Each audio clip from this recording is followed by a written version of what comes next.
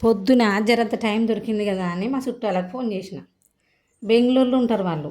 ఎప్పటికి నేనే చేయాలన్నా నువ్వు చేయమని అంటుంటుంది కదా. సరే ఏదో కొద్దిగా టైం దొరికింది చేద్దామని చేసిన.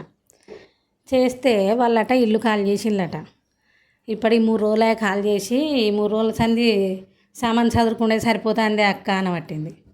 ఎందుకు మంచిగానే ఉన్నదిగా, ఇప్పుడు ఉన్న ఇల్లు బాగానే ఉండే కదా అంటే మంచిగానే ఉన్నది కానీ కిరాయి పెంచిండు. మళ్ళీ ఊకే సంవత్సరం పెంచుతాడు. ఇప్పటికే 42,000 కడతాను, మళ్ళీ 3,000 పెంచిండు, 45 ఇవ్వాలి వచ్చే నెల సంది అంటాడు. అందుకే కాల్ చేసినాం, వేరే కాడ పోయినాం. ఇప్పుడు పోయింది 25,000 కిరాయి అని పట్టింది. అబ్బా గంత తేడా ఎట్లున్నది అని నేనంటే అంటే ఇది కొంచెం దూరం ఉంటుంది అన్నది.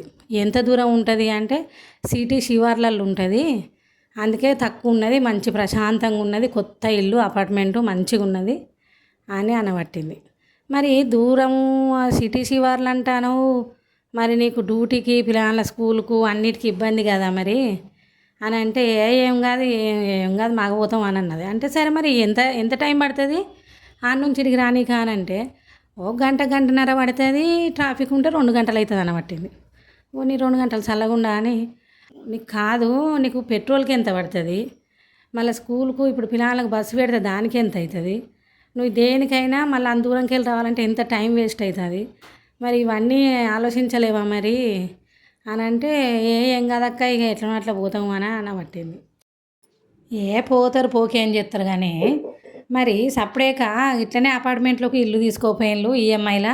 ఈ నెల కిరాయి కట్టే 40,000 అటు కట్టుకుంటే ఇల్లు మంచిగా సొంతం ఉండిపోకపోవునా, ఊకే అటు ఇటు తిరుగు, నువ్వు కాల్ చెయ్యి, ఆ ఇల్లు చూడు ఈ ఇల్లు చూడు ఇవన్నీ ఉండవు కదా, మరి మంచిగా ఉంటుంది కదా అని అంటే ఊకో అక్క, అపార్ట్మెంట్ ఇల్లు కూడా అంటే మామూలు అనుకుంటున్నావా, కిరాయికి ఉండడం అంటే మంచిగా ఉంటుంది కానీ సొంతం అంటే ఏ రిపేర్ వచ్చినా మనమే పెట్టుకోవాలి, మీటింగులు అంటారు, ఏదేం జరిగినా మళ్ళీ మనిషికి నెత్తికింత వేస్తారు, అన్ని కడుతుండాలి, మస్తు మెయింటెనెన్స్ అని అదని ఇదని బొచ్చడు ఉంటుంది అక్క. ఈ తలకాయ నొప్పి అని తోడు పెట్టుకుంటాడు.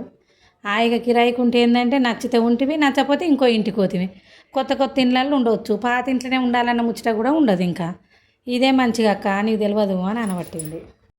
నేను ఫోన్ పెట్టి నుంచి ఆలోచన చేస్తాను, మరి కిరాయి ఇల్లే మంచిగా ఉంటాయా, సొంతం ఇల్లు అంత మంచిగా ఉండయా, ఏమో నవ్వ సిటీలో ఇట్లా అట్లుంటుందో ఏం కథో ఆలోచించి తలకాయ ఖరాబ్ అవుతుంది. అందుకే సప్పటిదాకా ఛాయ్ పెట్టుకున్నా. ఇక నేనైతే ఛాయ్ తాగుతా కానీ మరి మీరు అయితే తిన్నారు కదా, అసలు ఇంట్లో ఏది కరెక్టో ఏది కాదో కొంచెం మీరు కామెంట్లో చెప్పుండి, అట్లనన్నా నా డౌట్ క్లియర్ అవుతుంది కావచ్చు.